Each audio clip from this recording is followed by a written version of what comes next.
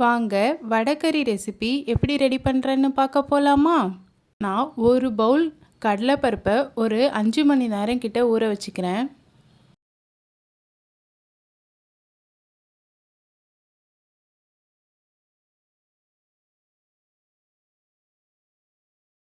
அஞ்சு மணி நேரத்துக்கு அப்புறம் எடுத்து நல்லா ஊறிடுச்சு கடலைப்பருப்பு. இதை ஒரு 3 டைம்ஸ் கிட்ட நல்லா வாஷ் பண்ணி எடுத்துக்கிறேன். இப்போது இதை ஒரு மிக்ஸி ஜாரில் ஆட் பண்ணிக்கிறேன்.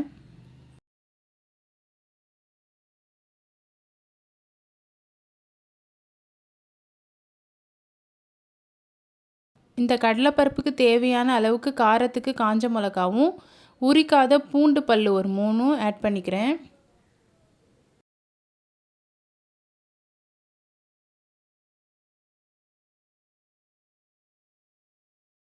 ஆட் பண்ணிவிட்டு இந்த அளவுக்கு அரைச்சி எடுத்துக்கிறேன். இப்போது இதை தனியாக ஒரு பாத்திரத்தில் எடுத்துக்கிறேன்.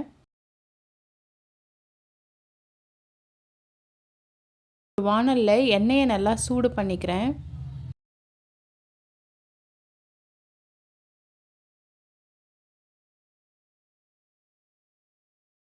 நல்லா சின்ன சின்னதாக போட்டுட்டு பொரித்து எடுத்துக்கிறேன்.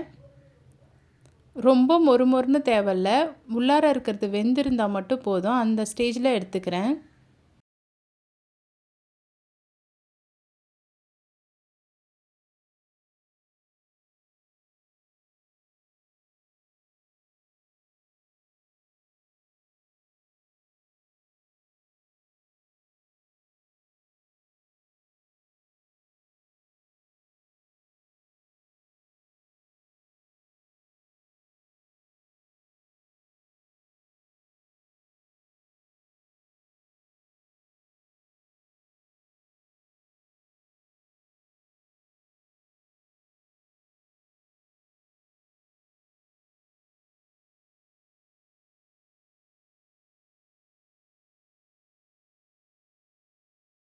இப்போ இந்த அளவுக்கு வெந்து வந்தால் போதும். இப்போ தனியாக இதை எடுத்து பிளேட்டில் வச்சுக்கிறேன்.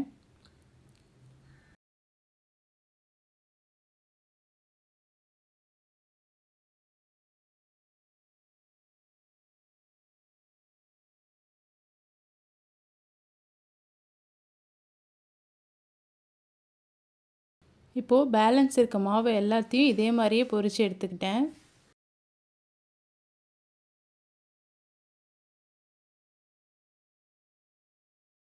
பேனில் தேவையான அளவுக்கு எண்ணெய் ஆட் பண்ணிக்கிறேன்.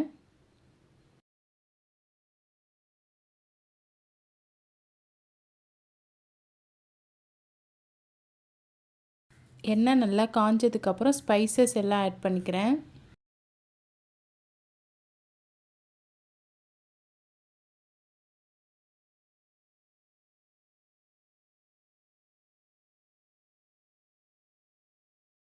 நல்லா பொரிஞ்சதுக்கப்புறம் 2 வெங்காயம் ஆட் பண்ணிக்கிறேன்.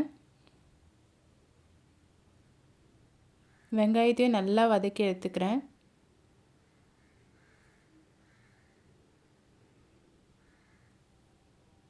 வெங்காயம் நல்லா வதங்கினதுக்கப்புறம் ஒரு ஸ்பூன் இஞ்சி பூண்டு பேஸ்ட் ஆட் பண்ணிக்கிறேன்.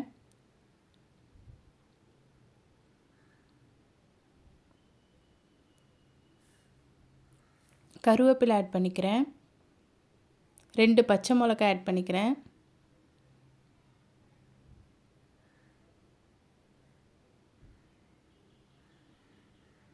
இப்போது வெங்காயம் நல்லா வதங்கினதுக்கப்புறம் தக்காளி ஆட் பண்ணிக்கிறேன்.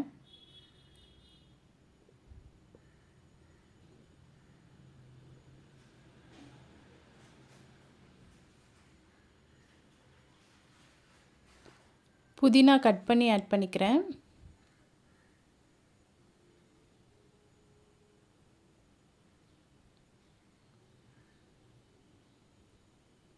இப்போ மூடி வச்சு நல்லா வேக விட்டு எடுத்துக்கிறேன். நல்லா வதக்கிக்கலாம்.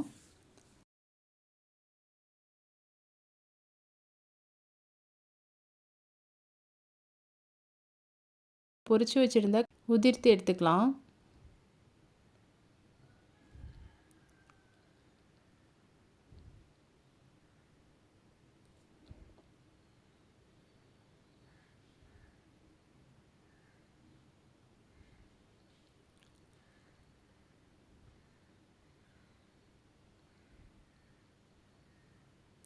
வெங்காயம் தக்காளி நல்லா வதங்கிடுச்சு. இப்போ மஞ்சள்தூள் ஒரு 1/2 ஸ்பூன் மஞ்சள்தூள் ஆட் பண்ணிக்கிறேன்.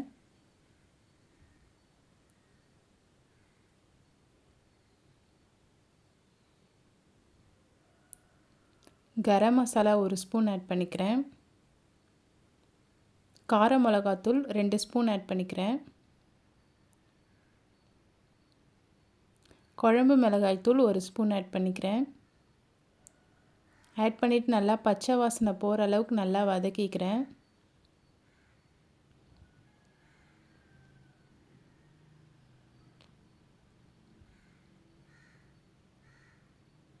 நான் காஷ்மீரி சில்லி பவுட்ரு ஒரு 1/2 ஸ்பூன் ஆட் பண்ணியிருக்கேன்.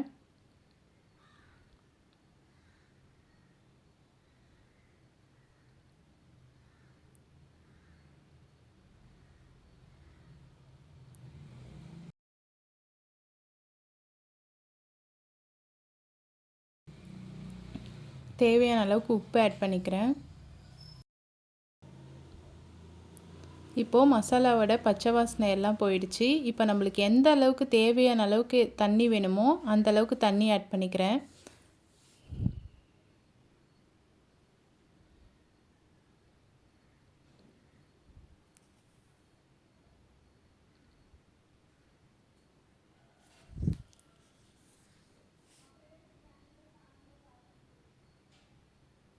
க்ளோஸ் பண்ணி வச்சுட்டு ஒரு கொதி வந்தோடனே நம்ம ஆல்ரெடி பொரிச்சு வச்சுருக்கிறத இதில் ஆட் பண்ணிக்கலாம்.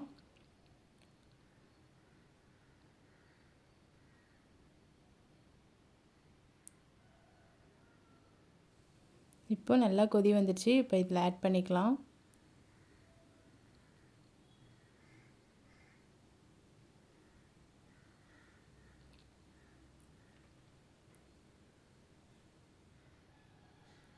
ஆட் பண்ணி மூடி வச்சு ஒரு 5 மினிட்ஸ் கிட்ட நல்லா கொதிக்க விடலாம்.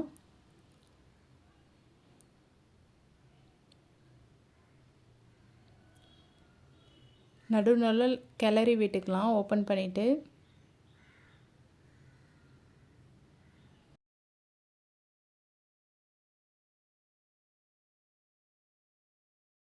ஃபைனலாக கொத்தமல்லி தூவிட்டு ஆஃப் பண்ணிடலாம். அவ்வளோதான், சிம்பிளான வடைக்கறி ரெசிபி ரெடி.